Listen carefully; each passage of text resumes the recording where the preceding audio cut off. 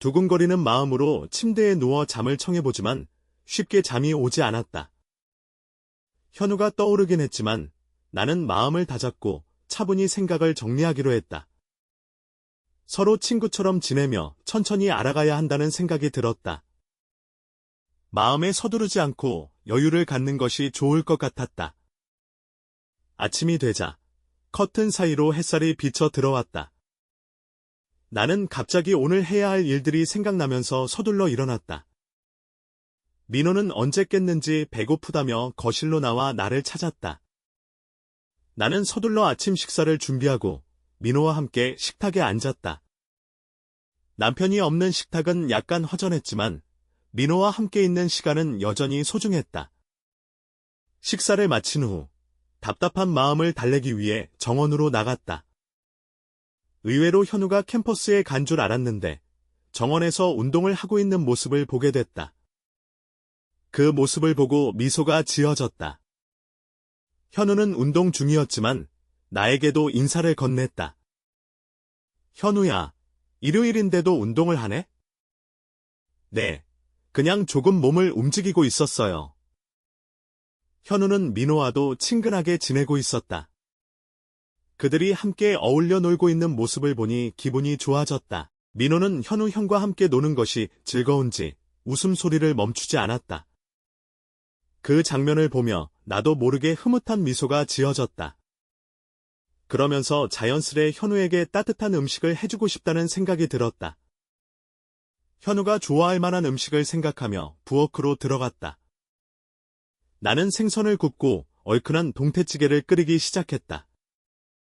음식을 준비하는 동안 그가 어떤 음식을 좋아할지 떠올리며 작은 고민을 했다. 생선을 좋아할까? 아니면 고기를 더 좋아할까? 하지만 결국 내가 준비한 음식이 그에게 맞길 바랐다. 모든 준비가 끝난 후 나는 정원에 나가 현우를 불렀다. 현우야, 준비한 음식이 있는데 들어와서 같이 먹자. 현우는 웃으며 민호와 함께 집으로 들어왔다. 그가 식탁에 앉아 음식을 먹는 모습을 보니 마음이 뿌듯했다. 특히 그가 음식을 맛있게 먹으며 나에게 감사의 인사를 전할 때 나는 준비한 보람을 느꼈다. 현우는 식사를 마친 후에도 나에게 고마움을 표현했고 나는 기쁘게 커피를 권했다. 커피 한 잔 마실래? 식사 후에는 커피가 좋잖아. 네, 감사합니다. 커피도 좋아요. 나는 부엌으로 가서 정성껏 커피를 내렸다. 커피 향이 집안을 가득 채웠다. 현우는 민호와 이야기를 나누며 커피를 즐기기 시작했다. 그의 표정을 보니 커피도 마음에 드는 것 같았다. 나도 기분 좋게 그들과 함께 담소를 나누며 따뜻한 시간을 보냈다. 그가 가려고 한다. 그를 위해 무엇인가 하려는 준비도 되지 않았는데 가버리면 허전해질 것 같다. 가지 말라고 말릴 수도 없다. 그러면 내 자존심은 무너지고 품위도 없는 여자로 전락할 것이다. 그냥 기품 있는 여자 모습으로 보내야 한다고 생각해서 미소만 지었다. 소파에 앉아서 남아있는 그의 흔적으로 만족한다. 그가 사라진 거실에는 정적이 감돈다. 민호가 엄마 마음도 모르고 같이 놀아달라고 칭얼거린다. 어린이용 비디오 테이프를 틀어주었다. 텔레비전 화면을 바라보는 민호의 얼굴에 밝은 웃음이 번진다. 할 일이 없어졌다고 생각하니 소나기에 힘이 풀린다. 허탈감에서인가 어제 잠들지 못한 탓에 졸음이 한꺼번에 쏟아진다. 민호가 텔레비전을 보면서 깔깔거리며 거실 바닥을 뒹군다. 소파에 비스듬히 몸을 눕혔다. 눈꺼풀이 무거워진다. 무엇인가 해야 할 일이 있다고 생각하면서 깜박 잠이 들었다. 너무나 아름다운 광경이 펼쳐진다. 인적이 없는 은빛 모래사장의 바닷가였다. 나는 따뜻한 햇살 아래 편안한 의자에 기대어 있었다. 누군가 다가온다. 다부진 체격의 장현우였다. 그는 밝은 미소로 다가와 나를 바라보며 인사를 건넨다. 그의 따뜻한 인사에 나는 미소로 답했다. 잠에서 깨어나서 쉴 새 없이 또 무엇인가 해야 한다고 생각한다. 잠들어 있는 민호를 안방에 눕히고 정원으로 나왔다. 벌써 해가 중천을 지나고 있다. 뭘 해야 하는지 생각이 떠올랐다.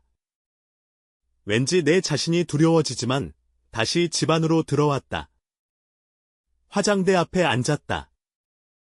거울 속에 현우의 수려한 얼굴이 떠올랐다. 입술에 진한 장미색 립스틱을 바른다. 진한 색은 천하게 보여서 품위를 손상시키고 젊은 그가 좋아하지 않을 것 같다. 다시 바른 립스틱을 지운다. 선홍색 립스틱이 좋을 것 같다. 하지만 너무 짙게 바르면 오히려 남성을 불안하게 하므로 살짝 바르는 것이 좋겠다. 여튼 화장을 하고 보니 걸치고 있는 옷이 마음에 안 든다. 옷장 안을 뒤적이다 보니 주름진 플레어 스커트가 눈에 들어온다. 무릎 밑에 찰랑거리는 스커트 위에 촉감이 좋은 블라우스를 걸쳤다. 거울 앞에서 앞뒤로 돌아서며 옷을 걸친 몸매를 바라본다. 현우의 시선을 끌 만큼 충분히 단정해 보일 것 같다. 거울에 비친 창문에 누군가 침실 안을 들여다보는 것 같다. 돌아서서 창문을 바라보니 그림자가 사라졌다. 창가로 다가가 밖을 내다봤다. 누군가의 뒷모습이 집 모퉁이로 사라진다. 갑자기 쾌재의 미소가 번진다. 장현우, 그였을 거라고 판단한다. 그가 내 모습을 보고 있었던 것 같다. 나 혼자 그를 생각하고 있던 것이 아니고 그가 나에게 관심을 보이고 있다는데 위로가 된다. 민호가 깊은 잠에 빠진 것을 확인하고 재빨리 거실을 지나 현관을 나섰다. 빠른 걸음으로 집 뒤를 향해 걸음을 옮겼다. 뒷방으로 들어가는 현관문 앞에 현우의 모습이 보인다. 침실 안을 들여다본 사람이 현우임을 확신할 수 있었다. 나를 보고 순간 멈칫한 그는 쑥스러운 표정으로 손에 든 봉지를 보여줬다. 라면 끓여 먹으려고요. 같이 먹을래요? 그럴까. 내가 끓여줄게. 그의 대답도 듣지 않고 자연스럽게 그의 방으로 들어섰다. 그의 방은 내가 예상했던 것보다 훨씬 깔끔하게 정리되어 있었다. 책장에 정리된 책과 기타가 그의 성격을 보여주는 듯했다.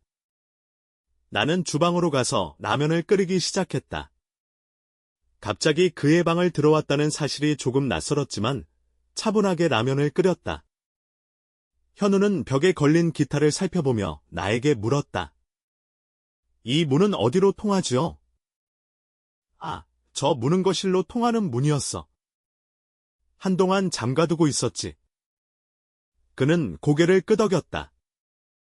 우리는 함께 라면을 먹으며 이런저런 이야기를 나누었다. 특별한 하루는 이렇게 끝이 났다. 장현우의 말을 듣는 순간 감정이 복잡해졌다. 예전에 노부부가 살고 있었을 때는 그런 생각을 하지 않았는데 지금은 거실에서 들리는 소리가 모두 들릴 수 있다는 생각이 들었다. 하지만 그에게 감정을 드러낼 필요는 없어 담담한 표정으로 돌아섰다. 그의 손이 다시 내 옆구리를 스쳤다. 나는 그가 무의식적으로 내 반응을 실험하고 있는지 모른다고 생각했다. 그가 내 어깨 너머로 손을 뻗쳤다. 어깨를 감싸올 것 같아서 숨을 들이켰다. 하지만 그는 싱크대에서 컵을 꺼내고 냉장고 문을 열었다. 가스레인지 위에 물이 끓기 시작하자 나는 라면을 넣으면서 손놀림을 바쁘게 했다. 스프를 넣고 계란을 깨서 라면이 끓는 냄비에 넣었다. 그가 냉장고에서 물병을 꺼내 컵에 따르고 한꺼번에 마시는 모습을 봤다. 나는 일부러 무관심한 표정을 지으며 수도꼭지를 틀고 팔을 씻기 시작했다. 그의 손이 겨드랑이 사이로 쑥 들어오는 것 같았다. 그러나 그는 단순히 물 마신 컵을 세척대에 넣기 위해서였다. 그의 행동이 조심스럽게 스킨십을 시도하려는 것이라는 것을 알 수 있었다. 팔을 써는 동안 여전히 그의 숨결을 느끼며 어깨에 손을 올려놓았다. 그는 걱정스러운 목소리로 말했다. 누님, 조심하세요. 칼날을 새로 갈았어요. 응, 괜찮아. 괜찮다는 말이 스킨십에 대한 허락처럼 느껴져 놀랐다. 어깨에 얹은 손이 허리를 스치고 지나갔다. 나는 감각을 느끼지 않으려 했으며 팔을 썰어 냄비에 넣었다. 그의 손이 허리를 다시 스쳤다. 그의 체온이 전달되며 온몸이 긴장했다. 그가 허리를 감싸며 힘을 준 손길에서 떨림을 느꼈다. 순간적으로 감각에 민감하게 반응해야 했는지 후회스러웠다. 그는 허리를 감싼 손을 떼고 소파로 가서 앉았다. 라면이 완성되고 식사가 준비되었다. 식탁이 없어 탁자 위에 김이 모락모락 나는 라면과 반찬을 올렸다. 우리는 소파에 앉아 식사를 시작했다. 그의 얼굴에는 순수한 미소가 떠올랐다. 와, 맛있겠다. 미소로 대답하며 라면을 먹기 시작했다. 그는 거침없이 라면을 먹었고 나는 우아하게 먹으려고 노력했다. 식사를 마치고 설거지를 하면서 무엇을 할지 고민했지만 별로 떠오르는 게 없었다. 소파에서 텔레비전을 보던 그가 가끔 내 방향을 힐끗 쳐다보았다. 그와 시선이 마주치면 나는 어색한 미소를 지었다. 설거지를 마치고 돌아서자 그가 소파에서 일어나 다가왔다. 그리고 내가 일을 끝내기를 기다리며 말했다. 내가 차를 타줄게요. 보이차 마셔본 적 있나요? 보이차. 그게 뭐죠? 직접 맛보세요. 잠깐만 기다려주세요. 주방의 일을 장현우와 교대하고 소파로 가서 앉았다. 텔레비전에는 재방송 중인 드라마가 나오고 있었다. 그가 주전자에 물을 올리고 빨간 원통을 꺼내더니 원통에서 갈색 가루를 꺼내 찻잔에 넣었다. 보이차가 뭐죠? 아버지가 외교관이라 중국에서 가져온 것이에요. 그가 2개의 찻잔을 쟁반에 담아 탁자 위에 내려놓고 내 옆에 앉았다. 그는 내 앞에 놓인 찻잔을 스푼으로 저어주며 미소를 지었다. 들어보세요. 향이 좋아요. 김이 피어나는 작은 찻잔을 들고 냄새를 맡았다. 그의 말대로 향기가 독특했다. 그러나 한 모금을 마셔보니 생각보다 맛이 좋지 않았다. 약간 역겨운 느낌도 있었다. 하지만 그의 성의를 고려해 싫은 표정을 짓지 않았다. 그의 눈빛이 나를 기다리는 듯했다. 어때요? 향이 독특해요. 진하네요. 우리는 찻잔을 들고 텔레비전을 보며 홀짝홀짝 마셨다. 화면에 남녀가 포옹하고 키스하는 장면에서 그의 표정을 살폈다. 그의 시선이 나를 힐끗 쳐다보며 서로 쓴웃음을 지었다. 드라마에서는 여자가 바닷가에서 지나간 추억을 회상하고 있었다.